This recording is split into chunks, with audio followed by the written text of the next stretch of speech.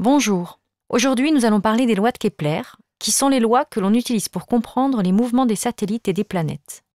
Tout comme les lois de Newton, les lois de Kepler sont au nombre de 3, mais il ne faudra pas les confondre.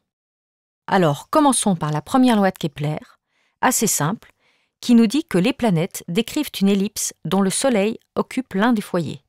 Vous constatez que cette loi est donnée dans le référentiel héliocentrique. Une ellipse, vous savez à peu près la forme que cela représente, mais peut-être avez-vous besoin de quelques rappels mathématiques pour bien définir cette courbe. Une ellipse est la courbe que vous pouvez tracer si vous attachez les deux extrémités d'une ficelle à deux points fixes et que vous tendez votre ficelle avec le crayon avant de le poser et de le faire glisser le long de la ficelle. Les deux points d'attache de la ficelle s'appellent les foyers de l'ellipse et sont notés F et F'. Vous voyez alors que tous les points M qui constituent l'ellipse obéissent à la propriété MF plus MF' égale constante. La plus grande distance entre deux points de l'ellipse est appelée grand axe, la plus petite distance entre deux points de l'ellipse est appelée petit axe. Ce sont les deux axes de symétrie de l'ellipse. Vous remarquez aussi que l'ellipse a un centre de symétrie noté O. On donne souvent comme caractéristique de l'ellipse la valeur de son demi-grand axe. Ici, c'est la longueur OA. Plus les foyers sont éloignés de O, plus l'ellipse est plate. On dit que son excentricité se rapproche de 1. Plus ils sont proches de O, plus l'ellipse se rapproche d'un cercle. Le cercle étant une ellipse d'excentricité nulle. Si on en revient à la première loi de Kepler, dans cette simulation, on peut choisir l'excentricité de l'ellipse. Bon, il s'agit d'une simulation. En fait, les ellipses des différentes planètes du système solaire ne sont pas si excentrées que cela. On montrera d'ailleurs plus tard que dans certains cas, on pourra assimiler ces trajectoires à des cercles. Donc, voici de nouveau cette première loi où l'on visualise la trajectoire elliptique, les foyers et le centre de cette ellipse, ainsi que les deux axes, le grand axe et le petit axe. Un peu de vocabulaire encore. On appelle le périhélie le point de l'ellipse le plus proche du Soleil et aphélie le point de l'ellipse le plus éloigné du Soleil. D'ailleurs, la racine hélio, vous la retrouvez dans le terme héliocentrique, vous savez que cela signifie le Soleil en grec. De même, quand nous parlons du mouvement des satellites autour de la Terre, nous nous plaçons dans le référentiel géocentrique, car géo est la racine grecque qui se rapporte à la Terre, et nous généraliserons cette première loi de Kepler. Les satellites terrestres ont également une trajectoire elliptique, dont la Terre est l'un des foyers, et nous appelons le point de cette ellipse le plus proche de la Terre périgée, et le point le plus éloigné apogée. Vous avez peut-être pu remarquer sur l'animation précédente que lorsqu'une planète tourne autour du Soleil sur sa trajectoire elliptique, elle n'a pas une vitesse constante. En effet, lorsqu'elle est proche du Soleil, elle a une vitesse plus grande que lorsqu'elle en est éloignée. Vous pouvez le comprendre en vous rappelant que la force d'interaction gravitationnelle à laquelle la planète est soumise est inversement proportionnelle à la distance qui sépare ces deux objets massifs au carré.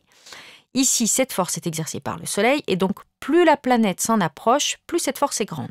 En vous souvenant de la deuxième loi de Newton, vous pouvez donc dire que l'accélération de la planète sera alors dirigée vers le Soleil et de valeur d'autant plus grande que la planète est proche du Soleil. Quand la planète se rapproche, les vecteurs accélération et vitesse seront alors de même sens, donc la planète va de plus en plus vite. Alors que lorsqu'elle s'éloigne, les vecteurs accélération et vitesse sont de sens opposé, ce qui correspond à un ralentissement. Kepler a formalisé les choses avec l'énoncé de sa deuxième loi. Le rayon Soleil-planète balaie des aires égales pendant des intervalles de temps égaux. Voilà ce que cela donne de façon illustrée. Ici, on a colorié des aires identiques balayées par le rayon Soleil-planète. Vous voyez que pour que les aires soient égales, il est nécessaire que la planète parcourt une plus grande distance sur l'ellipse lorsqu'elle est proche du Soleil. Or, ces aires sont parcourues pendant des intervalles de temps égaux. Si la planète parcourt une plus grande distance pendant un intervalle de temps identique, cela signifie bien qu'elle va plus vite. On vérifie que la planète va plus vite lorsqu'elle est plus proche du Soleil et moins vite lorsqu'elle en est plus éloignée. Passons à la troisième loi de Kepler. Voici les 4 premières planètes du système solaire en mouvement dans le référentiel héliocentrique.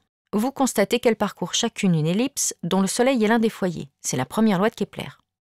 Vous remarquez également qu'elles ne sont pas toutes à la même vitesse, et cela est dû au fait qu'elles sont à des distances différentes du Soleil. La durée qu'une planète met pour parcourir la totalité de son orbite est appelée période de révolution. Elle est notée T majuscule, comme toutes les périodes, et s'exprime en secondes dans les unités du système international. On peut aussi, pour plus de commodité, l'exprimer en jours, voire en années. Ici, voici les périodes de ces 4 planètes exprimées en années. La période de révolution de la Terre est de 1 an, tout va bien. Mercure, la plus proche du Soleil, ne met que 88 jours à parcourir son orbite, ce qui fait 0,2408 années. Mars, en revanche, met plus d'1 an à revenir au même endroit.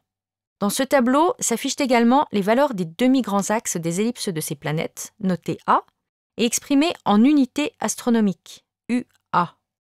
L'unité astronomique est définie comme la distance moyenne entre la Terre et le Soleil, soit 150 millions de kilomètres. C'est quelque chose que vous avez vu en secondes. Donc, vous retrouvez que le demi-grand axe de l'orbite de la Terre vaut une unité astronomique, alors que la valeur est plus petite pour les planètes plus proches du Soleil, par exemple Mercure, qui n'est qu'à 58 millions de kilomètres du Soleil en moyenne, ça fait 0,38 unités astronomiques. Vous constatez qu'il n'y a pas de proportionnalité entre T majuscule, la période, et petit a, le demi-grand axe. Mais que malgré tout, plus A est grand, plus T est grand. Il y a bien un lien mathématique entre T et A, c'est en fait entre le carré de la période de révolution T et le cube du demi-grand axe A qu'il y a une relation de proportionnalité. On peut aussi l'écrire T carré sur A cube égale constante, cette constante étant liée à la masse de l'astre central, ici c'est le Soleil. Vous pouvez vérifier avec les valeurs données dans le tableau qu'on trouve bien une constante pour ces 4 planètes. Voilà, vous venez de voir les 3 lois de Kepler. À bientôt.